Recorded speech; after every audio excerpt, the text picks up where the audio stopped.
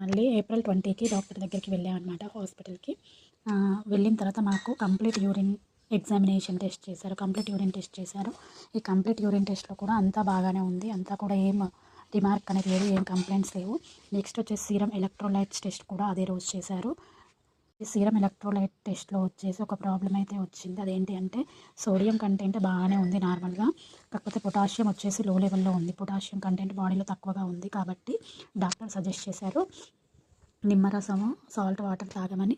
And also banana daily 1 or 2 bananas తినమని advice చేశారు.